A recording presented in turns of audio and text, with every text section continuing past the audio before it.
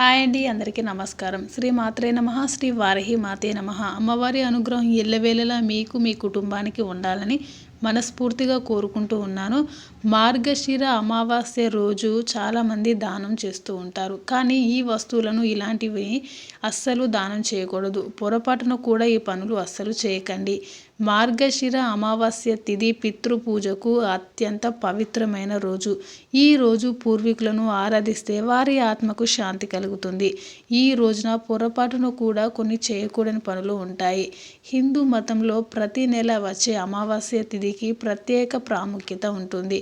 ప్రతి ఏడాది మార్గశిర మాసంలో వచ్చే కృష్ణపక్షంలోని 15వ రోజున ఈ పండుగను జరుపుకుంటూ ఉంటారు. ఈసారి నవంబర్ 30, డిసెంబర్ 1 తేదీలలో మార్గశిర అమావాస్య తిథి వచ్చింది. ఈ రోజున పవిత్ర స్నానాలు చేయడం, శ్రద్ధ కర్మ, పితృతర్పణం చేయడం, నిరుపేదలకు సహాయం చేయడం ఎంతో పవిత్రం కార్యాలుగా భావిస్తూ ఉంటారు. ఈ ప్రత్యేకమైన రోజున పితృదోష నివారణ కోసం అనేక పనులు కూడా చేస్తారు. మార్గశిర అమావాస్య రోజున చంద్రదేవుని ఆరాధన కూడా చాలా ప్రాముఖ్యత కలిగి ఉంటుంది. అయితే హిందువులు ఈ రోజున చంద్రుడిని పూజించడం, ఉపవాసం చేయడం ద్వారా భక్తులు కోరుకున్న కోరికలు నెరవేరుతాయని, జీవితంలో ఆనందం, శాంతి లభిస్తాయని నమ్మకం. అయితే మార్గశిర అమావాస్య రోజున కొన్ని పనులు చేయడం కూడా నిషిద్ధమని పురాణాలు చెబుతూ ఉంటారు. మార్గశిర అమావాస్య రోజున ఏం చేయాలో, ఏం చేయకూడదో ఇప్పుడు తెలుసుకుందాం. హిందూ క్యాలెండర్ ప్రకారం మార్గశిర అమావాస్య తిథి 30 నవంబర్ 2024 ఉదయం 10 గంటల నుండి 29కి ప్రారంభమవుతూ ఉంటుంది. తిరిగి 1 డిసెంబర్ 2024 ఉదయం 11:50 ముగుస్తుంది. అంటే డిసెంబర్ 2024 మార్గశిర అమావాస్య పండుగను జరుపుకోవచ్చు.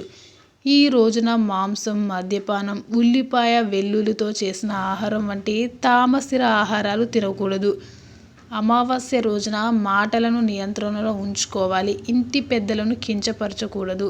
అసభ్యకరమైన పదాలను అస్సలు ఉపయోగించకూడదు. మార్గశీర్ష అమావాస్య రోజున శుభకార్యాలు ప్రారంభించకూడదు.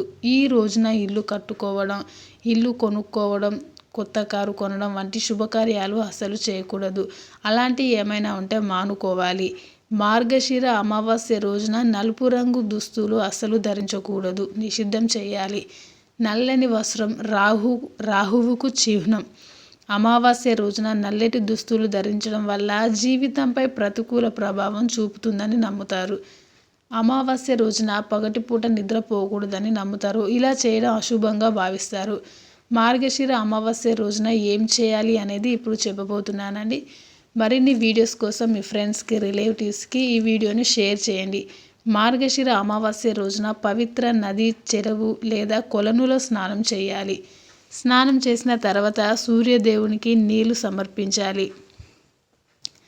వీలైతే మార్గశిర అమావాస్య నాడు ఉపవాసం చేయండి. అమావాస్య రోజున ఉపవాసం అంటే సకల బాధలు తొలగిపోయి జీవితంలో సుఖ సంతోషాలు కలుగుతాయని నమ్ముతారు.